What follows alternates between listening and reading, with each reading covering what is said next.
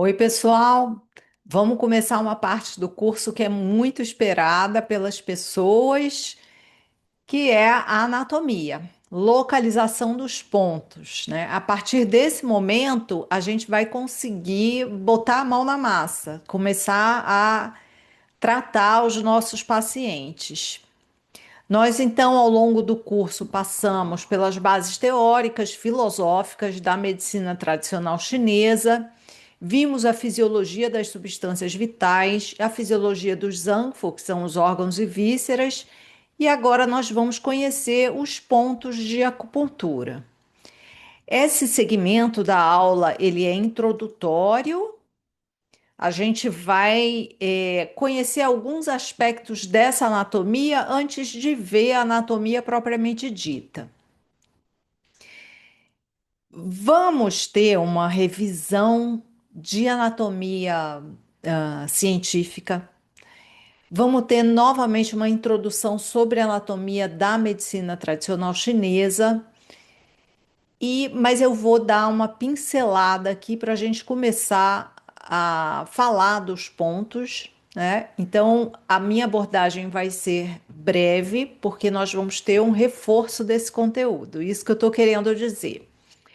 A gente tem que lembrar de alguns conceitos de anatomia para poder falar da anatomia dos pontos, né? Então, assim, o que é rostral caudal, cranial caudal, dorsal ventral, medial lateral, proximal distal, dorsal palmar, dorsal plantar, esses conceitos, e conceito de axial e abaxial.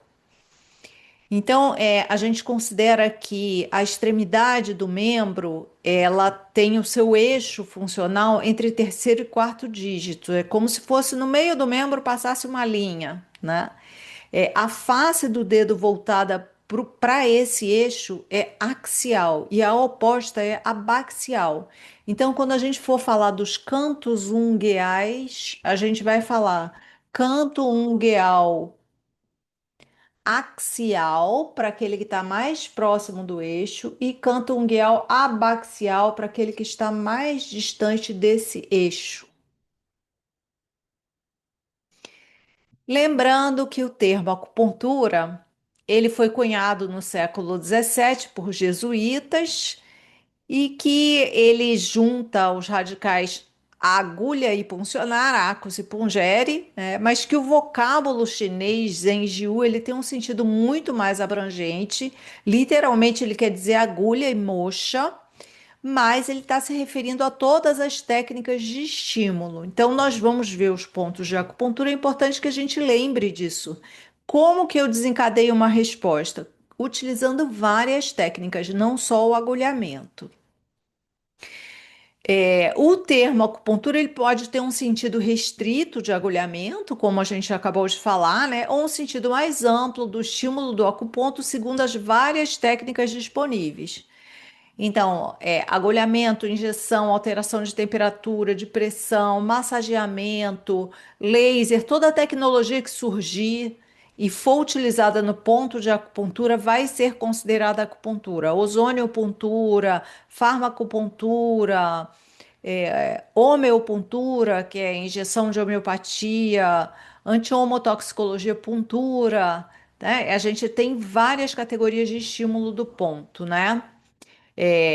A gente usa o termo acupuntura, na verdade, para se referir a tudo isso. A gente fala, meu paciente vai fazer acupuntura, então ele vai fazer hemo, vai fazer doim, eletro, laser, qualquer técnica, a gente em português acaba utilizando um termo único, que é o termo acupuntura.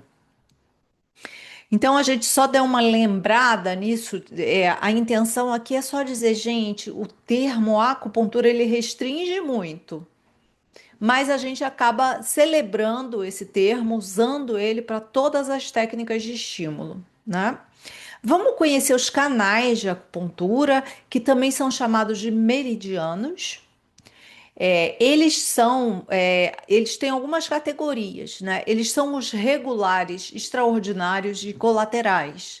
Regulares são aqueles que a gente vê no mapa de acupuntura. Aqui, ó, tem um mapa chinês clássico mostrando o canal regular, né? Então, canal ou meridiano se fala em chinês como Jingluo. Bom, eu pronuncio como está escrito, muito provavelmente está incorreta a minha pronúncia, né? Então, Jingluo são caminhos ou linhas que estão sob a pele. E Luo são essas ramificações desse Jing. O que essa palavra está trazendo para a gente? Ela está dizendo assim: olha, existem os canais, mas existem ramificações que são internas. Então, quando a gente fala o canal do rim, nossa, ele está lá na perna, mas ele tem um ramo interno que sai do rim. O canal do intestino grosso, ele está na mão e está na face, mas tem um ramo interno que passa lá no intestino grosso. Então, os canais têm o ramo externo, subcutâneo, mapeado, e tem ramos internos por onde transita o ti daquele canal e que vai passar por diversos órgãos, mas obrigatoriamente ele vai passar no órgão que recebe o nome daquele canal. Então, o canal do baço pâncreas, esse canal, o ramo interno vai passar no baço, tá? Bom, então Jing-Lu, que são essas linhas subcutâneas e suas ramificações, né? Na verdade, isso tudo consiste num iceberg. O que a gente vê no mapa de acupuntura, o que a gente agulha, é a ponta do iceberg. Essa rede ela vai comunicar toda a superfície com o interior, com toda a complexidade que existe no interior. E vai transmitir a informação da superfície para o interior e do interior para a superfície. Vamos ver quantos canais existem. Então, a gente vai ter os canais principais ou ordinários e também canais colaterais. Então, ó, canais ordinários, a gente vai ter 12 canais, porque a gente tem 5 movimentos, então seriam 10, né? Porque tem órgão e víscera. Mas no movimento fogo, a gente tem 2 órgãos, 2 vísceras. Então a gente tem 3 canais ou meridianos: yin da mão, yin, face medial. 3 canais yang da mão, yang, face lateral do membro torácico, né? 3 canais ou meridianos yin do pé, face medial de membro pélvico. 3 canais ou meridianos yang do pé, face lateral do membro pélvico. Então aí a gente tem os 12 canais que são os ordinários, que são aqueles canais que estão mapeados, né? A gente também, dentro desses canais principais, aí está correndo o Yin Qi, que é o Qi nutritivo, né? Ele transita pelos canais. A gente tem uma outra categoria de canais que são os canais extraordinários por onde transita o Jing, a essência Jing. Esses canais, eles não recebem nome de Zangfu, eles vão ter então os nomes chineses, vaso da concepção, vaso governador, e alguns não têm tradução, tá? Vaso da cintura, vaso dos ataques, Yin Qiao Mai, Yang Qiao Mai. Então, esses canais extraordinários é por onde transita o Jing. Então, são canais que a gente usa, lança a mão desses canais com uma frequência muito menor do que os canais ordinários. Então, a gente manipular o Qi é o que a gente faz no nosso dia a dia. Muito eventualmente a gente tenta acessar o Jing, até porque o Jing tem uma quantidade restrita, é difícil fazer manutenção de Jing, então a gente não fica usando essa poupança que é o Jing com muita frequência, não. E a gente vai ter canais colaterais, que são 15, que são pequenas ramificações, podem ser ramificações superficiais e profundas. Qual é a função desses canais e seus colaterais? Circular Qi e Shui. Ti e Xue andam juntos. Então, quando a gente faz o agulhamento, que o indivíduo refere um formigamento, ele refere um calor, uma sensação, um choque, né? Isso é muito o Ti que está transitando ali. O Ti ele é muito rápido, o Xue ele é mais material, né? Mas Ti e Xue sempre vão andar juntos. Esses canais ou meridianos, então, eles vão circular esse Yin-Ti, que é o Ti nutritivo, que vai para todos os pontos do corpo. Ele também vai proteger o organismo contra a invasão de fator patogênico externo. Existem canais mais superficiais por onde transita o Wei-Ti, que é o Ti de defesa, né? Mas os canais ordinários também protegem, eles são uma camada um pouco mais profunda de proteção, né?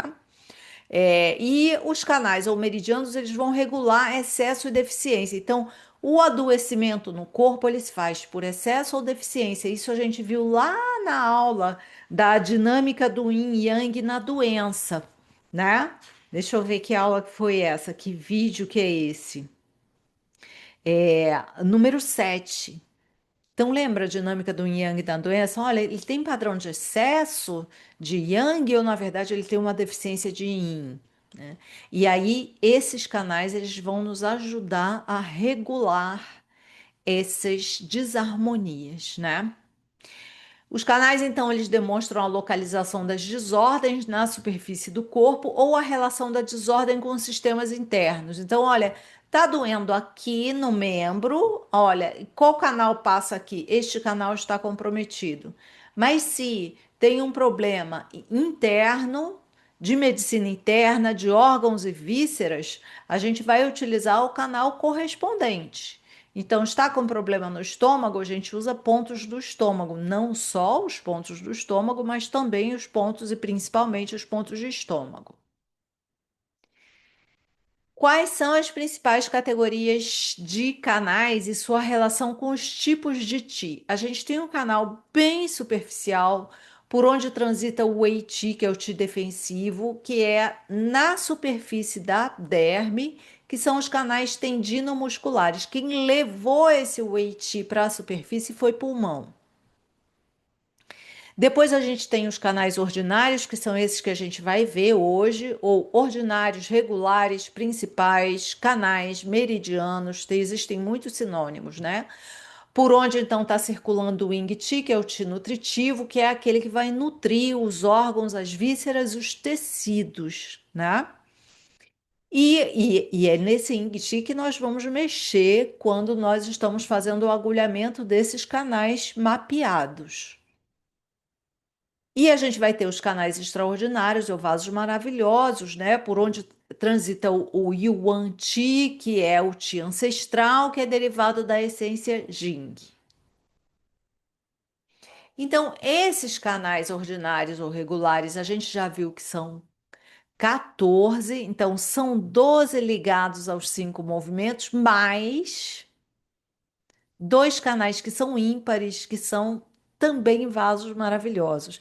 Eles vão ser considerados como canais ordinários, porque eles possuem pontos próprios. Mais para frente, a gente vai ver que os vasos maravilhosos, eles possuem pontos que eles pegam emprestados de outros vasos. Então, eu agulho determinado pontinho para abrir um vaso maravilhoso. Mas esses dois vasos, do Mai Ren Mai, que é vaso governador e vaso da Concepção, eles têm pontos próprios. Por isso que a gente coloca eles aqui junto com os canais ordinários ou regulares. Então, são canais ou meridianos que possuem um trajeto bem definido e pontos próprios, estão no mapa. Eu pego o mapa e vejo. Então, eu vejo os 12 ligados aos Zangfu, lembrando que o movimento fogo tem 2 Zang e 2 Fu, e mais esses dois canais ímpares que são vasos maravilhosos. Então, não falei, vou falar aqui. Os canais ordinários, eles são pares, eles são bilaterais, né? Então, eu falei do canal do intestino grosso, que é no braço, vai para a face. Então, braço direito, braço esquerdo, tá? Estômago, lado direito, lado esquerdo. E assim os 12 canais pares, né? Então, são distribuídos simetricamente no corpo, lado direito e lado esquerdo, e os ímpares, eles são unilaterais, então eles estão na linha sagital, dorsal e medial. Então, bem em cima da coluna e bem na linha alba. E eles são, então, unilaterais e possuem pontos próprios, né? Diferente dos outros vasos maravilhosos. Então vamos ver os canais regulares pares que têm um total de 12. Nós temos 3 yin da mão, 3 yang da mão, 3 yin do pé, 3 yang do pé, né? Então quais são os yin da mão? Os que estão na face medial e que são ligados a órgãos. Os fu ou vísceras vão estar ligados aos canais yang. Então a gente vai ter pulmão, pericárdio e coração, ó, todos no gial superior, que é do diafragma para cima, né? Nos quadrúpedes a gente fala que é do diafragma em direção cranial. 3 yin da mão e agora os 3 yang da mão, seus acoplados. Pulmão, intestino grosso, acoplado do pericárdio, triplo aquecedor, acoplado do coração, intestino delgado. Então, esses todos estão nos membros torácicos. Face medial, os yin, ligados aos órgãos. Face lateral, os yang, ligados às vísceras. E agora a gente vai falar dos canais do pé, do membro pélvico. A gente vai ter face yin medial, baço pâncreas, fígado e rim. Face yang lateral, estômago, vesícula biliar e bexiga. Então, baço pâncreas yin, seu acoplado, estômago yang. Fígado yin, vesícula biliar yang. Rim yin, seu acoplado yang, bexiga. E aí a gente viu primeiro os 12 que são bilaterais e agora a gente vai ver esses que são ímpares, tá? Que é o vaso da concepção, que está na linha sagital ventral, e a gente vai ver o vaso governador, que está na linha sagital dorsal. Essa figura aqui, ela é super importante para a gente entender o fluxo de Ti no canal. Ela é uma figurinha bem simples. E no próximo slide a gente vai ver uma figura mais simples ainda, né? Então a gente tem aqui, ó, um cãozinho mostrando a sua face ventral, que é a face yin. A gente vê as tetinhas aqui desse animal. Então, esse animal, ele vai ter essa nutrição yin, ela vem da terra. Então, todos os canais que são yin, eles vão ter essa direção aqui, ó, da região plantar, que é a sola do pé, né? Então, região plantar é no membro pélvico, em direção ao tórax e do tórax em direção ao braço, indo para a região palmar, que é a sola da mão, digamos assim, tá? Então, o Ti da terra, ele é Yin, e ele vai subir pelo corpo. Este cão, ele está numa posição bipedal, tá bom? Então, é assim que esse Ti, esse aspecto Yin do Ti vai subir para o corpo. O Ti dos canais Yin ascende da terra para o céu. E todos esses canais vão estar na face anterior e medial. E o Ti dos canais Yang vai descender do céu para a terra. E todos esses canais vão estar em faces posterior e lateral. Então a gente vê aqui ó, o cachorrinho do lado direito, o que a gente está vendo é a face dorsal, é o dorso desse animal. E aí esses canais Yang eles estão recebendo o Ti do céu que está vindo pela ponta dos dedos, passando pelos braços, né, que são os membros torácicos, descendo pelo tronco, então indo no sentido caudal e descendo pelos membros pélvicos, chegando na região plantar.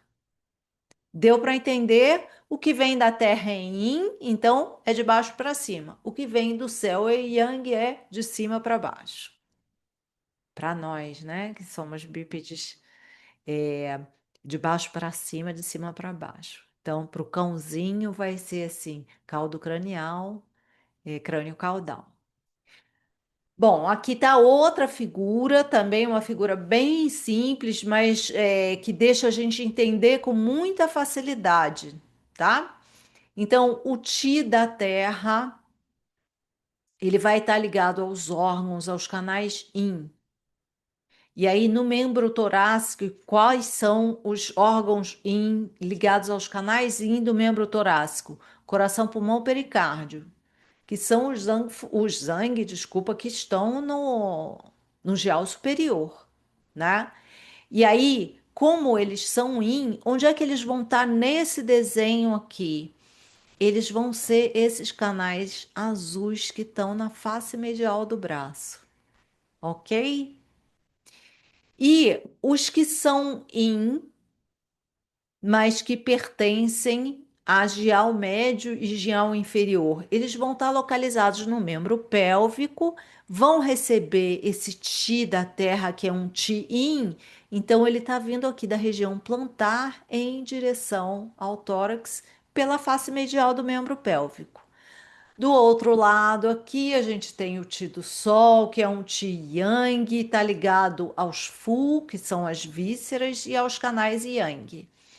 No membro torácico, então, a gente vai ter os acoplados, né? ID, IG, triplo aquecedor. Intestino delgado, intestino grosso, triplo aquecedor.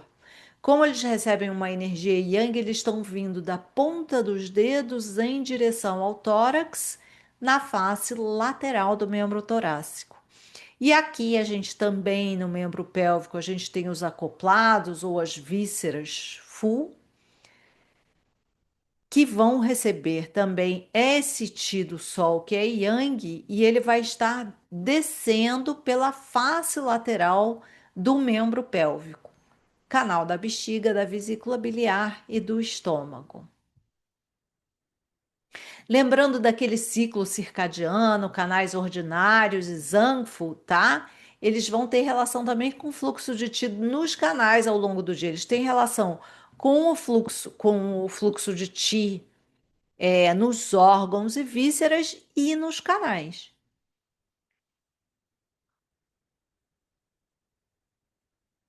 Porque estão interligados. Então, a gente vai ter maior fluxo nos períodos que estão determinados aqui. A gente tem tá em inglês, né? Mas a gente tem tabelas em português com esses horários, né?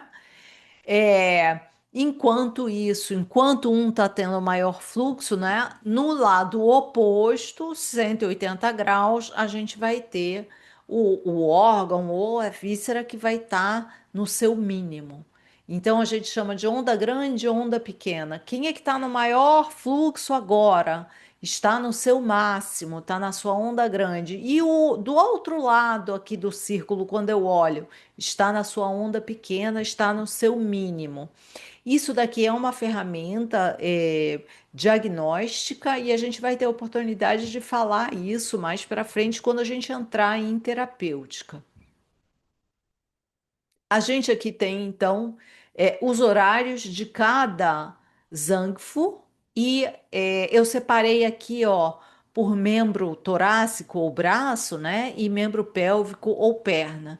E aí a gente vai reparar que esse ciclo do Qi nos canais, ele vai passando de gial superior para gial inferior, gial superior, inferior. Então, olha, do braço, braço, perna, perna, braço, braço, perna, perna, tá? A gente vai tendo esses ciclos. Então, por que que é braço, braço? Porque zangue do metal para fu do metal. Então, ó, 3 às 5, pulmão, 5 às 7, intestino grosso.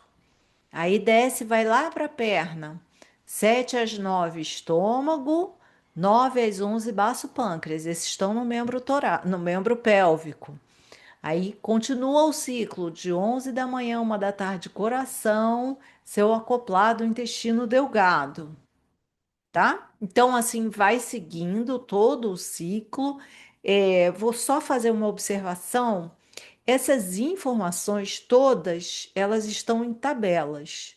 Então, a gente consulta esse material quando a gente necessita resgatar essas informações. É difícil a gente decorar isso tudo. Algumas pessoas têm uma capacidade melhor do que as outras, né? Mas um acupunturista médio, ele vai ter material de consulta para obter essas informações aqui.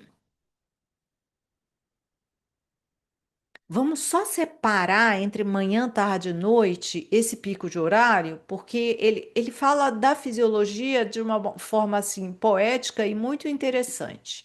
Então, no período da manhã, o indivíduo está acordando.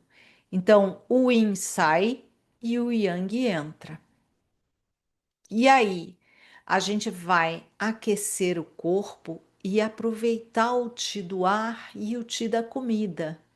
Então, vai ter de 3 às 5 pulmão, de 5 às 7 intestino grosso, de 7 às 9 estômago, de 9 às 11 baço pâncreas. Acordou, fez exercícios respiratórios, tomou seu banho, foi no banheiro para ficar limpo por dentro e por fora, depois é que vai comer. Então, esse é um ritmo ligado à natureza. Oi, desculpa. E aí, à tarde, a gente vai ter o quê?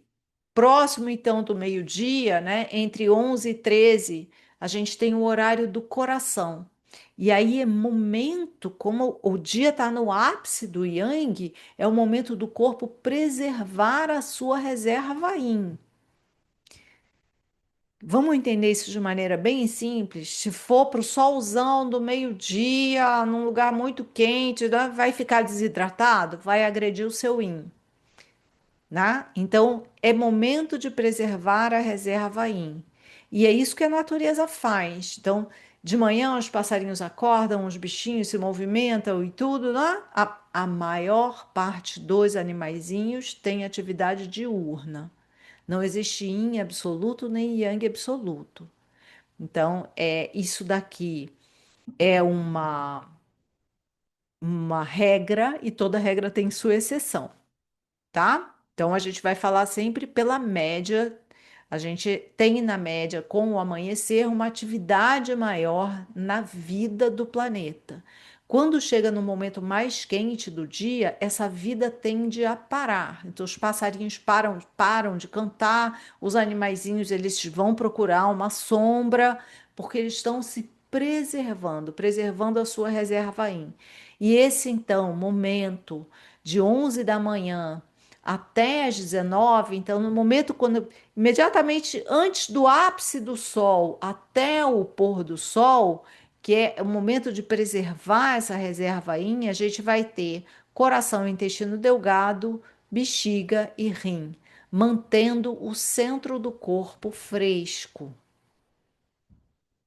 E à noite a gente vai ter a interiorização do yang. Então aí é o momento de pegar esse yang, esse agito do dia e sossegar ele, frear ele, interiorizar ele. Então a gente vai ter pericárdio triplo aquecedor, vesícula biliar e fígado. O Xue, ele vai para o fígado para ancorar o Shen e promover o sono. Então, o Shen, que é o mental ou o espírito, ele vai estar relacionado com o coração, com o pericárdio, que é o ministro, o fogo ministerial, né? O ministro do imperador, que é o coração, e com o triplo aquecedor. E tudo isso precisa estar em harmonia, então os órgãos e vísceras do movimento fogo, eles precisam estar harmonizados com o fígado para que o indivíduo tenha uma boa noite de sono. E aí a gente vai ter de 19 a 21 pericárdio e assim por diante. Os horários, né, estão aqui. Bom, vimos um pouco desse ciclo, a gente já tinha visto isso um pouquinho mais superficialmente em outro conteúdo, quando a gente falou da fisiologia do Zanfo. Agora a gente deu uma aprofundada falando dos canais, né? E a gente vai retomar todo o conteúdo, a gente sempre retoma, dando cada vez uma ampliada nesse conteúdo, né? Então vamos olhar agora para o que a gente quer mesmo, que são os canais ordinários, né? Eles têm uma outra relação além dos horários, eles têm uma relação de níveis energéticos. Então, como está a energia do corpo? Ela tem uma energia mais profunda, uma energia mais superficial. A gente falou do Wei Qi, né, que é o Qi de defesa, que está bem acima da derme. Existem Qis que estão muito profundos. Então, a gente tem camadas de energia, são capas de energia, são níveis energéticos. E para cada um desses níveis, então, a gente vai ter uma denominação. Então, esses níveis energéticos, eles vão ser responsáveis por estabilizar a relação do organismo com o meio. Então, o Qi nutritivo ou Ying Qi e o Wei Qi ou Qi de defesa e a relação desses Qis com os patógenos ou fatores patogênicos externos, né? Então, os níveis energéticos, vamos começar de fora para dentro, o mais superficial, que é o Taiyang, que é o nível energético onde está o intestino delgado e a bexiga. Ele é a primeira barreira contra fatores patogênicos externos. Então, a localização desses canais, passando aqui pelo pescoço, é uma localização yang, está na face lateral, tá, desse membro e vai ser, então, responsável por essa primeira barreira de defesa. Depois a gente tem o Shaoyang, que é triplo aquecedor e vesícula biliar, que está numa posição intermediária e que vai articular a harmonia entre interior e exterior. Então, é um nível energético de transição. Teve o superficial, o muito superficial é o Wei Qi, que está lá nos tendidos musculares. Agora a gente teve um nível energético superficial e agora está tendo um intermediário. E a gente vai ter o Yang Ming, que é a última proteção do exterior, então é a última camada Yang e que vai levar a uma abertura ao interior. Por que que a gente estuda essas camadas? A gente está estudando porque a gente precisa ver a anatomia dessas camadas e mais para frente, quando a gente estudar estratégias terapêuticas, a gente vai entender que os fatores agressores, os patógenos, eles vão seguir este caminho dentro do corpo, em que para algumas doenças a gente precisa trabalhar com esses níveis energéticos, entender em que nível está esse patógeno para eu expulsar esse patógeno e permitir que o Qi nutritivo desse indivíduo circule livremente. E aí a gente vai começar a ter os níveis energéticos yin. Então são três yang e três yin. E aí a gente vai ter o tai, que é pulmão e baço pâncreas, que é o nível que a gente vai chamar de yin superior. Vai ter um yin superior, um yin médio e um yin inferior ou interno, né? Então, esse aqui é o yin superior, onde o yin entra em contato com o exterior. Então, essa interface entre yin e yang, ela está acontecendo aqui. Então, o pulmão e o baço pâncreas recebem o ti do ar e o ti dos alimentos. Eles estão nutrindo, mas permitindo a defesa do corpo, né?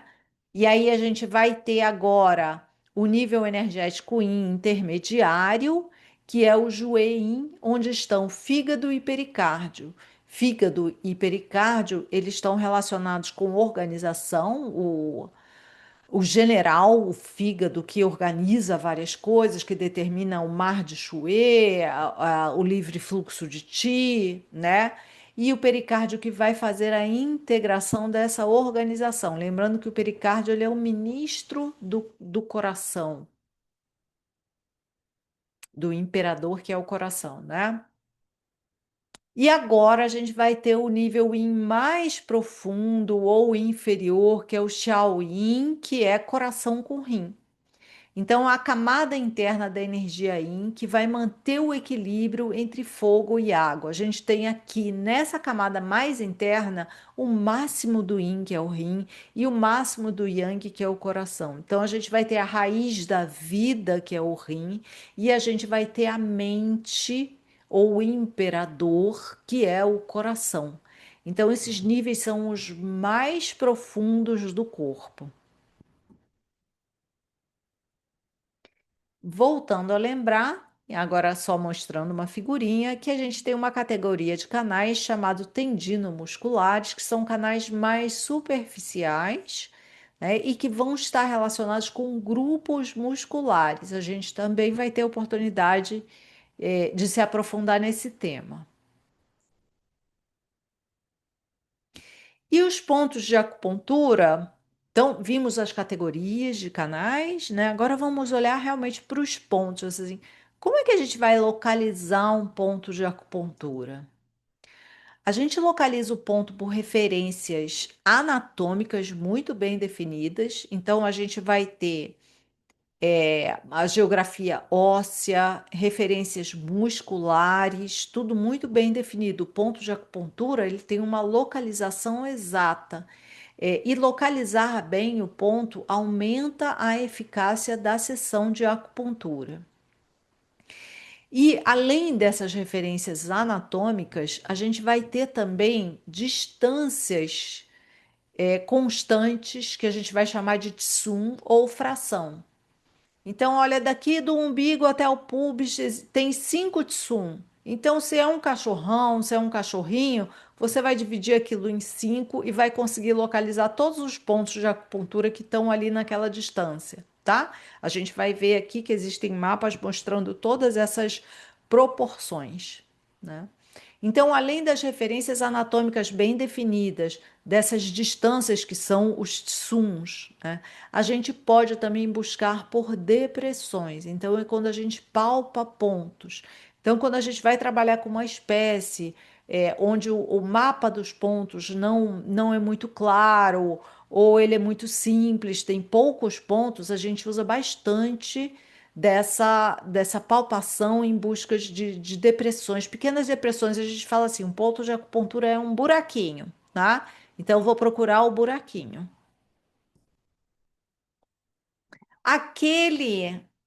Aquela unidade de medida chamada Tsum ou Kun, ela então em humanos, a gente tem algumas formas de fazer essa medida, a largura do polegar, a largura do indicador com o dedo médio, tá? A gente usa essas medidas aqui. Então, um polegar é um tsum, quando une indicador com médio dá um tsum e meio, os 4 dedos dão 3 tsum, e aí a gente vai contando no corpo. Então, a gente usa o dedo do paciente, quando o paciente é humano, né? É o tsum desse indivíduo. Em cães, a literatura considera que um tsum é a largura da última costela, tá? Ou o comprimento da primeira vértebra coxígea. Eu, particularmente, acho difícil a gente considerar que seja a última costela ou a primeira vértebra coxígea, porque a gente tem uma variedade muito grande de conformação nos cães. Eu prefiro utilizar isso que está aqui, ó, que são as proporções, ó. O braço tem 9 de sum, o antebraço tem 12, tá? A gente vai ver isso detalhadamente. Acho melhor usar isso do que ficar usando a largura da última costela. E por que eu estou falando acho melhor? Porque ainda existe na literatura uma falta de concordância entre os autores. Porque o tratamento de animais domésticos, ele é recente. Na medicina tradicional chinesa é milenar e no Brasil, por exemplo, a acupuntura ela tem. 40 anos só, tá? Acupuntura veterinária, gente, desculpa.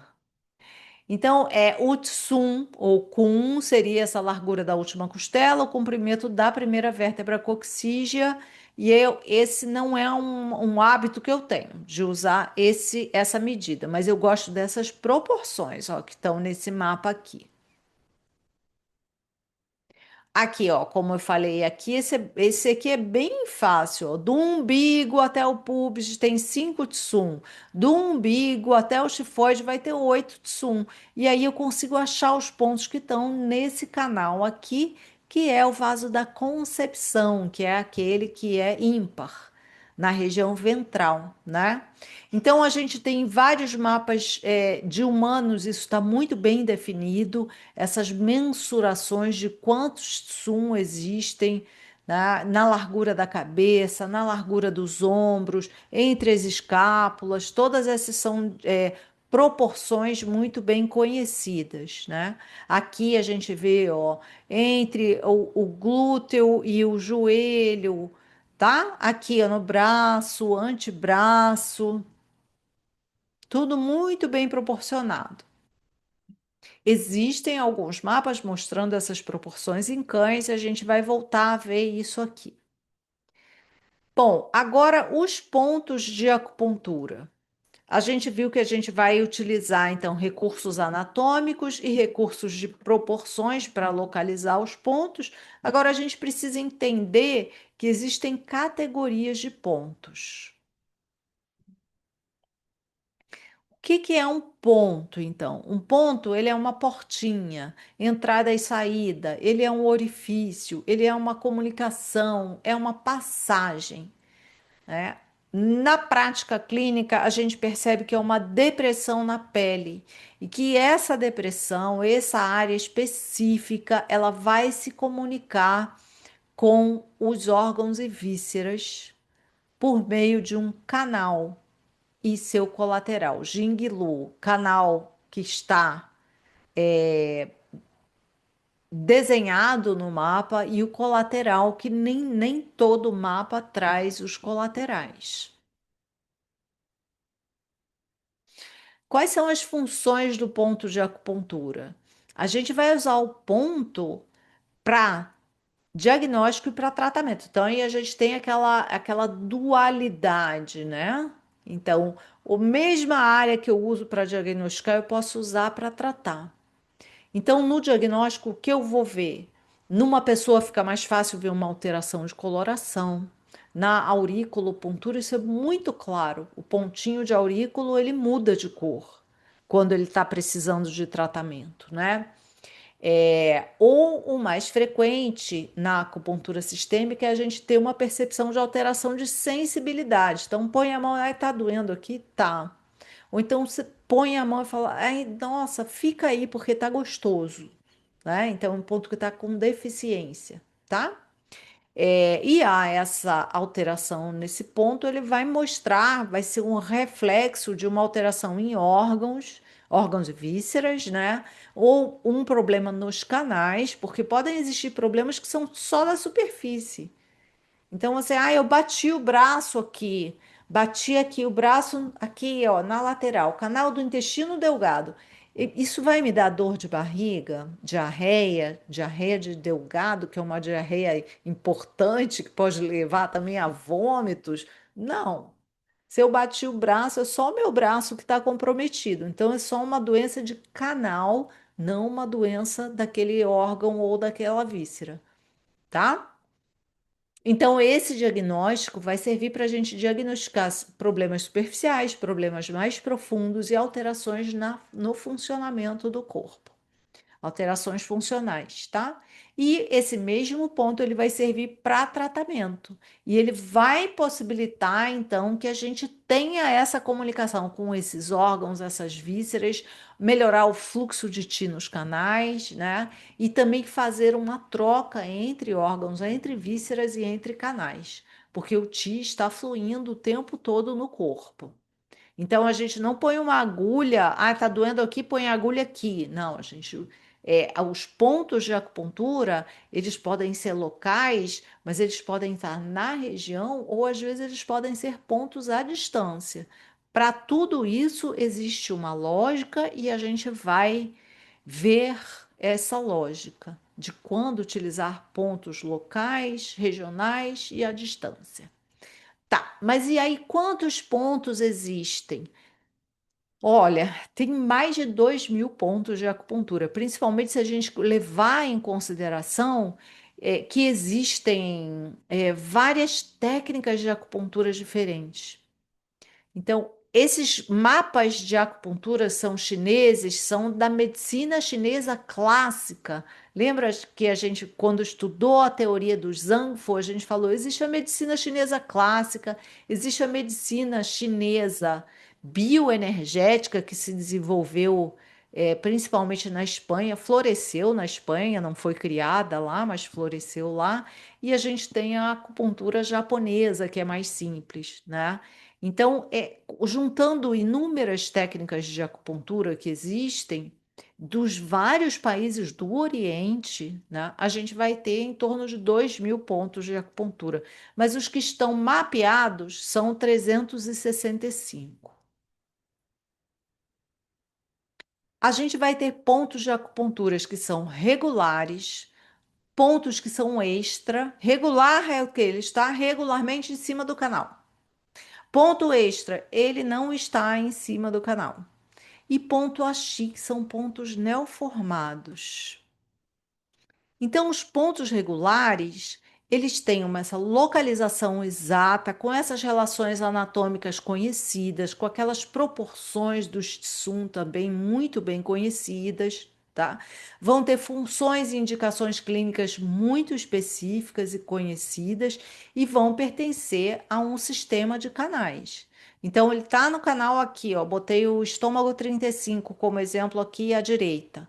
Está no canal do estômago, ponto estômago 35. Ele vai estar lateral ao tendão patelar, no ponto médio do tendão patelar, na face lateral desse tendão. Então, tá vendo? É tudo muito específico e a função dele é muito bem conhecida. Esse é um ponto de efeito local. Ele é um ponto para tratar joelho mesmo. A gente vai ter pontos extracanal, então, que são pontos que têm localização exata, muito bem conhecida, função muito bem conhecida, mas ele não está em cima do canal. Então, o estômago 35, ele está na face lateral da borda lateral do tendão patelar. Na borda medial, a gente vai ter um ponto chamado Xian. Ele não está em cima de nenhum canal, mas ele tem uma localização muito bem conhecida e ele tem uma função bem conhecida. E a terceira categoria de pontos são os pontos Ashi, que são pontos sem localização específica, não estão em cima de canal, não pertencem a um sistema de canal, eles não têm nome próprio, tá? E não têm uma função muito bem definida. O que que é um ponto X, gente? O mais fácil para a gente entender o que é um ponto achei é falar assim, é um ponto de achei. Ah, eu achei. Palpei aqui, tô vendo que tá durinho aqui, que tá dolorido, ou palpei aqui, vi que tá mole. Então, achei é um ponto achei. Ele tá no mapa? Não. Vai, tá alterado? Tá, vamos tratar, tá? A acupuntura ela não vive só de ponto a X. Se você fizer acupuntura só em ponto a X, seu paciente nunca vai ficar bom, porque você não vai harmonizar os Zangfu. Mas os pontos a X, eles são pontos muito potentes que complementam um protocolo de acupuntura. Onde existe um ponto dolorido, existe um ponto de acupuntura. Isso já está no Neijing, que é uma literatura milenar, né?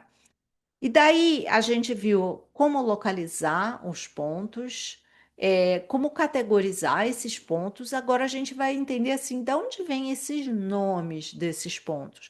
Eles têm uma nomenclatura clássica chinesa e tem a nomenclatura ocidental, que facilita muito para a gente essa nomenclatura ocidental, mas a clássica chinesa, ela nos leva a um aprofundamento na função do ponto.